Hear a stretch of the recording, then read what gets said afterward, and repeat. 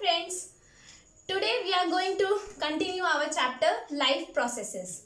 We have discussed nutrition in the last part. Now today we are going to discuss about respiration. So what is respiration?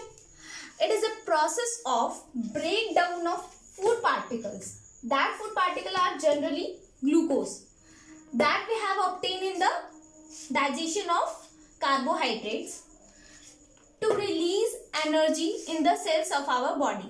यानी कि respiration is a process जिसमें हम food particles जो हमें nutrition में मिले थे उन सारे फूड पार्टिकल्स को ब्रेक डाउन करते हैं और उससे हमें अमाउंट ऑफ एनर्जी मिलती है और उस एनर्जी का यूज हमारे सेल्स करते हैं डिफरेंट फंक्शंस को करने के लिए. रेस्पिरेशन दो पार्ट में डिवाइडेड है, external respiration and internal respiration. हमें 10th के लेवल पे बस ह्यूमंस और प्लांट्स का ही रेस्पिरेशन पढ़ना है. तो फर्स्ट हम पढ़ेंगे रेस्पिरेशन इन ह्यूमंस. तो एक्सटर्नल रेस्पिरेशन में क्या होता है? एक्सटर्नल रेस्पिरेशन में जस्ट ब्रीदिंग होती है. ब्रीदिंग यानी कि सांस लेना, जिसके अंदर दो प्रोसेस होते हैं, इनहेलेशन एंड एक्सहेलेशन. इनहेलेशन में हम सांस हवा को अंदर लेते हैं जो हमारे नॉस्ट्रल्स के थ्रू लंग्स के अंदर जाता है, एंड एक्सहेलेशन में हम वो एयर यानी कि कार्बन डाइऑक्साइड अपने लंग्स से नॉस्ट्रल्स के थ्रू बाहर निकालते हैं. ये होता है हमारा external respiration. In internal respiration हमारे सेल्यूलर लेवल पे होती है. जब हमारा एयर लंग्स के पास पहुंच जाता है तो फिर वहां से ब्लड वेसल्स सेल्स के पास लेके जाते हैं ऑक्सीजन को, और वहां पे ग्लूकोज का कंबशन होता है जिससे हमें एनर्जी मिलती है. साथ में हमें कार्बन डाइऑक्साइड एंड वाटर भी मिलता है. ये हम अभी बाद में डिस्कस करेंगे. In external respiration, what happens? The air comes from the environment into the nasal passage. So this is the flow chart of air movement. First of all, air comes into the nostrils. Then from nostril it comes into the pharynx. After that it comes into larynx. From that trachea. That is trachea. Trachea is made up of cartilages and the cartilage is C-shape. C-shape is protecting the trachea from collapsing. Collapsing का मतलब होता है आपस में चिपकने से उन्हें prevent करता है ये cartilage, C-shaped cartilage. After trachea it comes into the bronchi. Bronchi is the division of the trachea. And from bronchi it comes into the bronchioles. Bronchioles are the subdivisions of the bronchi, and finally from bronchioles it comes into the alveoli. Alveoli is a bag-like structure, and here the alveoli have alveolar blood vessels. Alveolar blood vessels carries the oxygen from the alveoli to all parts of the body, and again from all parts of the body it comes carbon dioxide again into the alveoli. जैसा कि मैंने अभी भी आपको बताया, external respiration में क्या होता है, जितने भी हमारा ऑक्सीजन या फिर जो भी गैसेस एक्सचेंज होता है वो blood vessels, alveolar blood vessels के थ्रू सारे बॉडी पार्ट्स में जाते हैं. बट सिंपल डिफ्यूजन प्रोसेस के थ्रू ये पॉसिबल नहीं है. इसीलिए हमारे रेड ब्लड सेल्स में एक रेड पिगमेंट होता है जिससे हम हीमोग्लोबिन कहते हैं, वो प्रेजेंट होता है जो ऑक्सीजन को बाइंड करके सारे बॉडी पार्ट्स में ले जाकर पहुंचाता है ताकि सारे सेल्स ऑक्सीजन को यूटिलाइज कर सके. जबकि जो कार्बन डाइऑक्साइड होता है वो इजीली प्लाज्मा में डिसॉल्व होके आगे मूव करता है. Here the word diffusion. What is the meaning of diffusion? तो diffusion is a process in which the amount of any substances moves from its higher concentration to its lower concentration. यानी कि जहाँ पे उसका concentration ज़्यादा है वहाँ से वो कम की तरफ जाता है. जैसे फॉर एग्जांपल अगर हमने परफ्यूम स्प्रे किया तो जहाँ पे स्प्रे किया है तुरंत वहाँ से डिफ्यूज होके वो सारे रूम में फैल जाती है. This is a process of diffusion. क्योंकि जहाँ पे हमने स्प्रे किया था वहाँ पे उसकी कंसंट्रेशन ज़्यादा थी बट बाकी रूम में उसकी कोई कंसंट्रेशन नहीं थी, इसीलिए फटाफट वो वहाँ से मूव होके सारे रूम में स्प्रेड हो जाएगा. Now comes to internal respiration. Internal respiration के अंदर मैंने पहले ही बताया था सेल्यूलर रेस्पिरेशन होता है. जो ऑक्सीजन हमने एक्सटर्नल रेस्पिरेशन में सेल्स को पहुंचाया था उस ऑक्सीजन का यूज करते हैं हम ग्लूकोज को ब्रेक डाउन करने के लिए, जिससे हमें अमाउंट ऑफ एनर्जी मिलती है. अब यहाँ पे हम ग्लूकोज का यूज क्यों करते हैं? हमने कार्बोहाइड्रेट्स को ही डायरेक्ट क्यों नहीं यूज कर लिया एनर्जी प्रोवाइड करने के लिए? तो इसका इसके लिए हम एक छोटा सा एग्जांपल लेते हैं। अगर हमें अपने घर में फ्यूल एज अ फ्यूल हमने लकड़ी का यूज करना है खाना बनाने के लिए, तो वो भी एक एनर्जी है। खाना बनाने के लिए जो हम लाइट हीट प्रोड्यूस करेंगे वो हीट एनर्जी है। तो उसके लिए क्या करेंगे, हमें लकड़ी जलानी है। तो अगर लकड़ी जलानी है तो हम लकड़ी का बंडल नहीं जलाते हैं, हम एक एक सिंगल लकड़ी लेकर आते हैं और उसे ऑक्सीजन की प्रेजेंस में, क्योंकि oxygen is the necessary part of the combustion, तो ऑक्सीजन की प्रेजेंस में हम एक एक लकड़ी करके सारा जलाते हैं, तब वो आराम से जल जाता है और हमें हीट एनर्जी मिलती है। इन सिमिलर वे कार्बोहाइड्रेट का हम डायरेक्ट यूज नहीं कर सकते, इसीलिए हमने न्यूट्रिशन में जब हमने डाइजेशन किया था तो हमने कार्बोहाइड्रेट को डाइजेस्ट कर दिया था सिंपल मॉलिक्यूल्स ग्लूकोज में, ताकि हम उसको आगे चल के ईजिली कंबस्ट करके एनर्जी रिलीज करें। तो इन इंटरनल रेस्पिरेशन दो टाइप के इंटरनल रेस्पिरेशन होते हैं, aerobic internal respiration and anaerobic respiration. Aerobic respiration होता है in the presence of oxygen, यानी कि ऑक्सीजन का यूज करके हम एनर्जी रिलीज करते हैं। वाइल इन एनारोबिक रेस्पिरेशन यहाँ पे हम ऑक्सीजन का यूज नहीं करते, without using oxygen we produces energy. But in aerobic respiration में अमाउंट ऑफ एनर्जी ज्यादा रिलीज होती है as compare to anaerobic respiration में।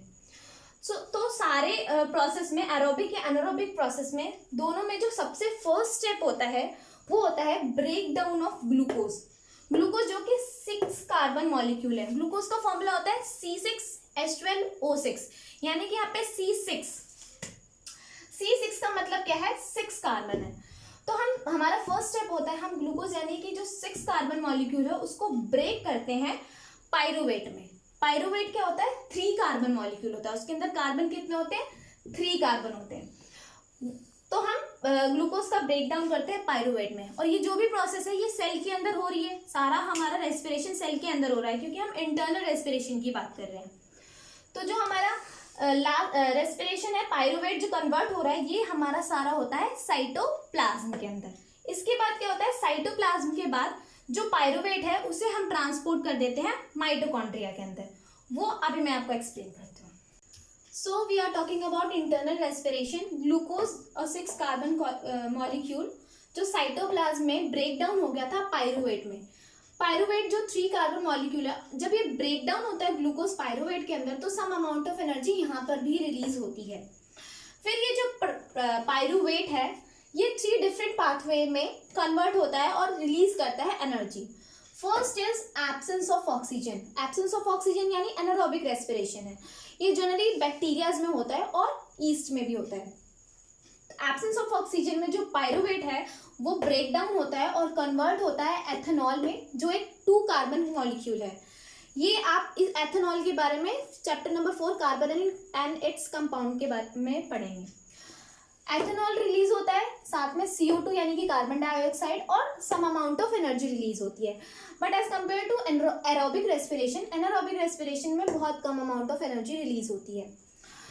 समटाइम क्या होता है, लैक ऑफ ऑक्सीजन। ऑक्सीजन यानी कि एब्सेंस नहीं है बट ऑक्सीजन की कमी हो गई है। जब हम बहुत ज़्यादा एक्सरसाइज करते हैं तो हमारी बॉडी को कांस्टेंट एनर्जी की जरूरत पड़ती है, तो वो कांस्टेंट एनर्जी को लेने के लिए ऑक्सीजन क्या होता है, हम जल्दी जल्दी इनहेल करते हैं तो ऑक्सीजन कम पड़ जाता है।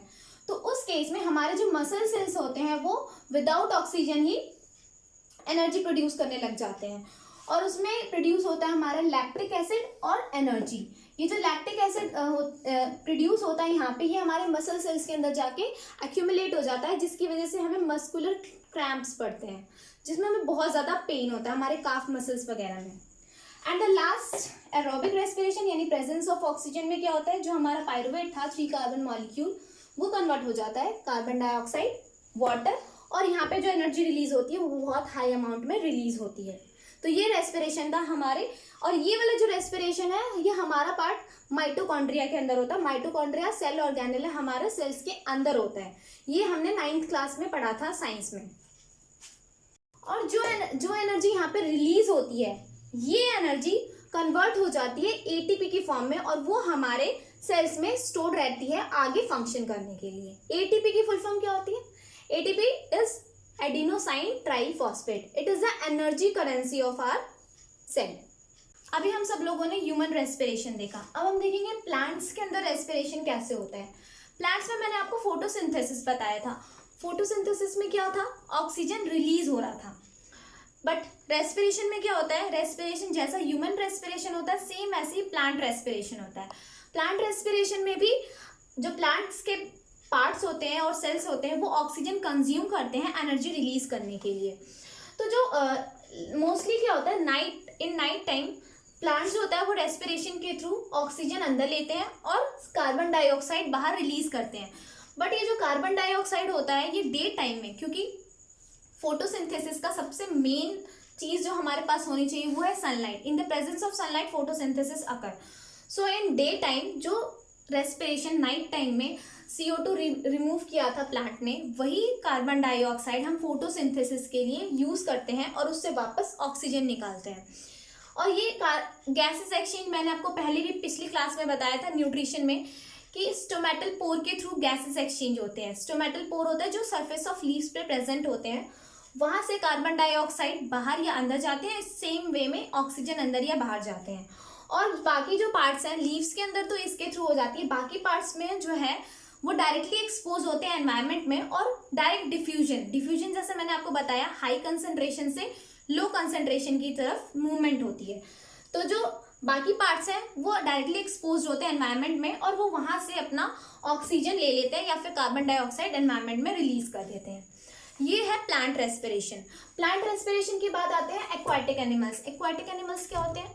एक्वाटिक एनिमल्स वो होते हैं जो पानी के अंदर रहते हैं, एंड टेरेस्ट्रियल एनिमल्स जो पृथ्वी पे रहते हैं, मतलब लैंड पे रहते हैं।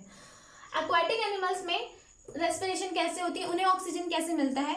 तो एक्वाटिक एनिमल्स क्योंकि वो पानी के अंदर रहते हैं तो जो भी पानी होता है उसके अंदर डिजॉल्व होता है हमारा ऑक्सीजन, क्योंकि we know formula of water is H2O। तो डिजॉल्व फॉर्म में ऑक्सीजन होती है वाटर के अंदर।